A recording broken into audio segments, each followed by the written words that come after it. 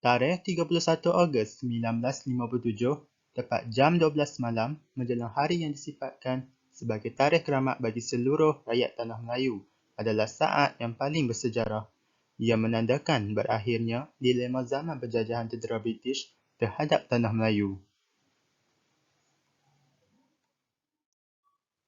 Tarikh keramat itu disambut dengan laungan dan pekikan Merdeka oleh seluruh rakyat Tanah Melayu sebagai tanda bebas dari belenggu penjajahan hasil daripada perjuangan gigih pejuang-pejuang tanah air dalam menuntut kemerdekaan Tanah Melayu.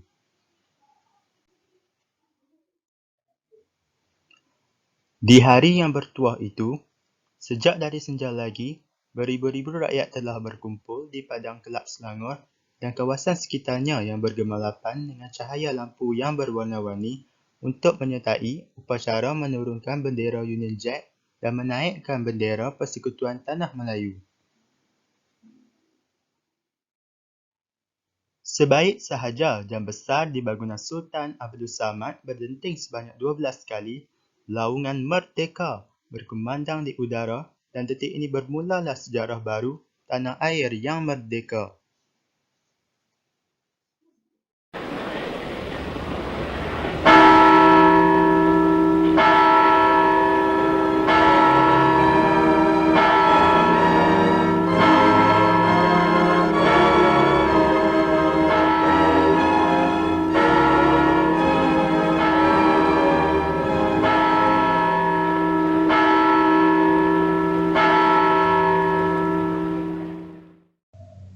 Langkah-langkah ke arah kemerdekaan Tanah Melayu. Langkah yang pertama, mewujudkan Sistem Ahli 1951. Sistem Ahli 1951 merupakan usaha penting dalam mewujudkan perpaduan. Tokoh-tokoh yang menganggotai Sistem Ahli 1951 ini terdiri daripada semua kaum. Oleh itu, wujud kerjasama antara kaum dalam menjalankan tugas-tugas kerajaan pada peringkat tertinggi. Ahli-ahli sistem ahli mestilah berwarga negara Tanah Melayu dan menjalankan tugas-tugas bertaraf menteri.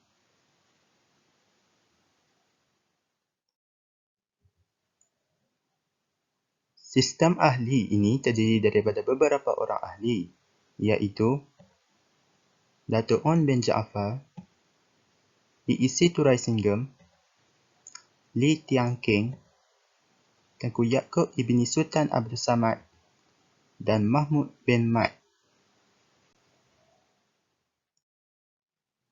Melalui Sistem Ahli 1951 ini, semangat kerjasama dapat diwujudkan antara kaum melalui pentadbiran bersama.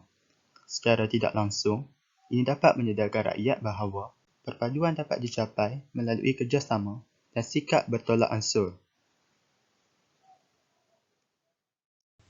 Langkah yang kedua, mengembangkan parti politik dan perjuangan kemerdekaan. Parti-parti politik terus berkembang di Tanah Melayu. Matlamat parti-parti politik adalah berbeza antara satu sama lain. Ada parti politik yang memfokuskan perjuangan mereka untuk memelihara kepentingan kaum masing-masing dan ada juga untuk memperjuangkan kemerdekaan Tanah Melayu. Antara parti yang diwujudkan ialah parti yang berbentuk radikal seperti PKM, AWAS, API dan PKMM.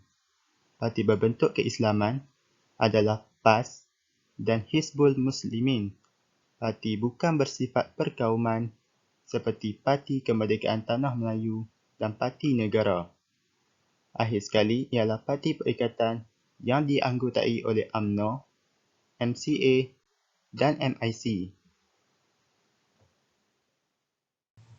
Langkah yang ketiga, mengadakan pilihan raya.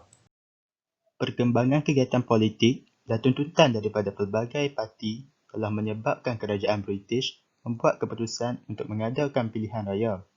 Kerajaan British membuat keputusan ini kerana memerlukan kerjasama dan pertolongan rakyat Tanah Melayu bagi menghapuskan ancaman komunis. Selain itu, kerajaan British mahu menggunakan pilihan raya untuk menguji sama ada perpaduan di negara ini wujud ataupun tidak. Pada peringkat permulaan, diperkenalkan pilihan raya peringkat tempatan pada tahun 1951 bagi Majlis Bandaran Georgetown, Johor Bahru, Ipoh, Melaka, Seremban dan Kuala Lumpur. Pilihan raya umum pertama bagi Majlis Undangan Persekutuan diadakan pada tahun 1955.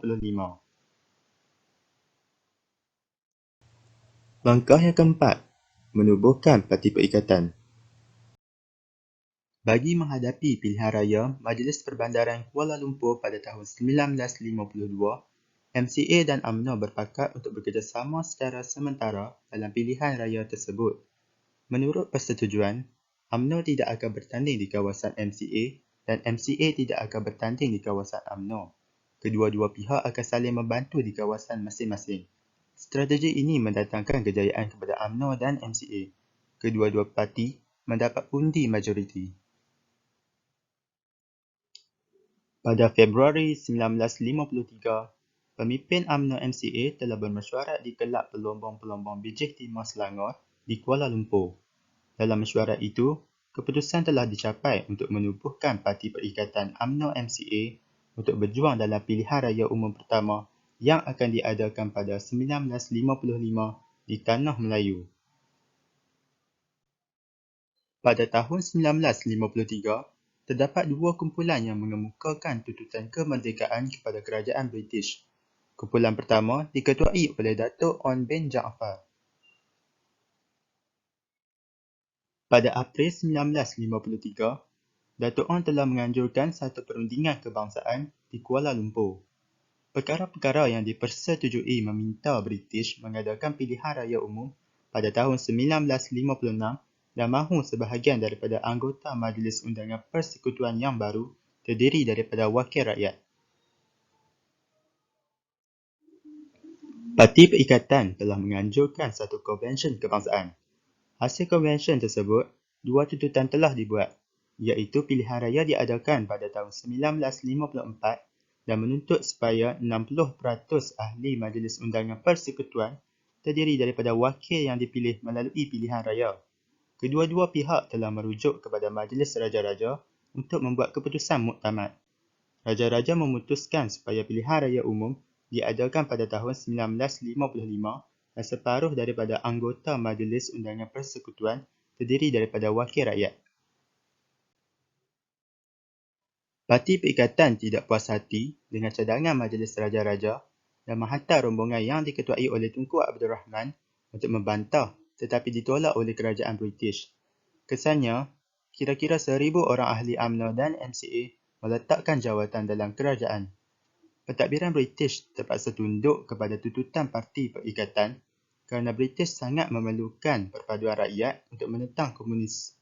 Pada Julai 1954, Pesuruhjaya Tinggi British, Sir Donald McGillivray telah menjemput Tunku Abdul Rahman untuk berunding di atas kapal HMS Alert. Pilihan raya umum pertama telah diadakan pada 27 Julai 1955 di seluruh Tanah Melayu. Daripada bilangan pengundi berdaftar, 84.2% adalah pengundi Melayu, 11.2% adalah pengundi Cina dan 4.6% adalah pengundi India. Sebanyak 52 buah kerusi telah dipertandingkan. Beberapa minggu sebelum pilihan raya umum diadakan, MIC telah menyertai perikatan. Perikatan mahukan kemerdekaan dalam tempoh 4 tahun melalui kompromi dengan parti-parti lain dalam perikatan. Parti Perikatan telah memenangi 51 daripada 52 buah kerusi yang dipertandingkan. Parti Perikatan membentuk kerajaan yang diketuai oleh Tunku Abdul Rahman sebagai Ketua Menteri. Langkah yang kelima, mengadakan rundingan kemerdekaan. Rundingan kemerdekaan berlangsung pada 18 Januari hingga 8 Februari 1956. Perwakilan Perikatan meminta supaya Jawatan Setiausaha Kewangan digantikan dengan Menteri Kewangan yang disandang oleh rakyat Tanah Melayu. Perikatan mahu supaya Menteri Pertahanan dilantik daripada kalangan rakyat Tanah Melayu bagi menggantikan pengarah gerakan yang dijawab oleh orang British. Menteri Hal Ehwal Ekonomi pula hendaklah digantikan dengan seorang rakyat tanah Melayu. Parti Perikatan memberi jaminan tidak akan mengambil alih harta benda dan perniagaan British. British masih bebas menjalankan kegiatan ekonomi mereka di tanah Melayu. Selain itu, pengkalan tentera British masih dikekalkan di tanah Melayu. Situasi ini mendorong British untuk terus melindungi tanah Melayu. Pada 8 Februari 1956, Perjanjian London telah dimeterai oleh Raja-Raja Melayu, Parti Perikatan dan Kerajaan British. Menurut perjanjian itu, Persekutuan Tanah Melayu akan merdeka pada 31 Ogos 1957. Langkah yang keenam, mewujudkan Perlembagaan Persekutuan Tanah Melayu. Suruhanjaya Reid telah ditubuhkan pada Jun 1956 yang diketuai oleh Lord Reid. Suruhanjaya Reid dipertanggungjawabkan menggubal perlembagaan baru bagi Tanah Melayu. Antara cadangan Suruhanjaya Reid adalah Kerajaan Persekutuan Tanah Melayu yang merdeka akan diketuai oleh Raja, sistem kerajaan persekutu yang sedia ada diteruskan, Raja Melayu kekal sebagai ketua negeri masing-masing, Pulau Pinang dan Melaka digabungkan dalam persekutuan dan diketuai oleh seorang yang dipertua dan sistem berkerajaan bercorak demokrasi. Suruhanjaya Reid telah menerima 131 memorandum bertulis daripada pelbagai pihak. Suruhanjaya Reid telah membuat pindaan dari aspek bahasa, agama dan hak istimewa orang Melayu. Perlembagaan Tanah Melayu 1957 adalah berasaskan konsep raja berperlembagaan dan demokrasi berparlimen. Terdapat beberapa asas Perlembagaan Tanah Melayu yang telah dikemukakan. Yang pertama, Yang di-Pertuan Agong ialah Ketua Negara Tanah Melayu. Yang kedua, kedudukan orang Melayu sebagai bumiputera di Tanah Melayu diiktiraf dan hak keistimewaan diberi. Yang ketiga, bahasa Melayu menjadi bahasa kebangsaan. Yang keempat, agama Islam menjadi agama rasmi. Langkah yang ketujuh ataupun yang terakhir adalah mengisytiharkan kemerdekaan. Kemerdekaan Persekutuan Tanah Melayu telah diisytiharkan secara rasmi tepat jam 9.30 pagi pada 31 Ogos 1957.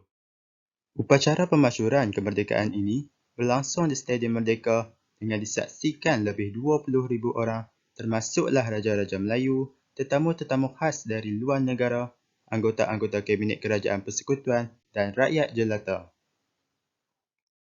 Pada upacara bersejarah ini, Wakil Queen Elizabeth II, Duke of Gloucester, menyerahkan watika perlembagaan kepada Perdana Menteri menandakan berakhirnya naungan British ke atas Tanah Melayu. Pengisytiharan kemerdekaan Persekutuan Tanah Melayu ini dibacakan oleh Tunku Abdul Rahman Putra Al-Haj yang merupakan Perdana Menteri ketika itu.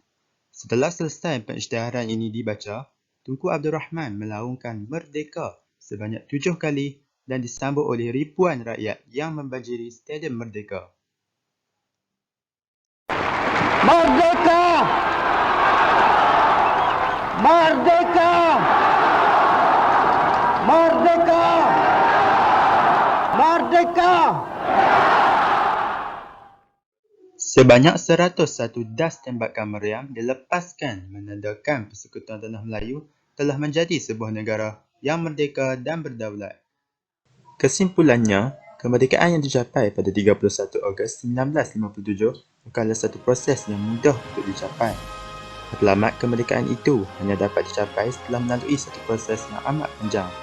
Oleh itu, kita sebagai warga negara Malaysia wajarlah sentiasa mematuhi undang-undang negara, menjaga maruah negara dan menghargai jasa tokoh-tokoh yang telah banyak berjuang bagi mencapai kemerdekaan yang telah kita kecapi hingga ke hari ini.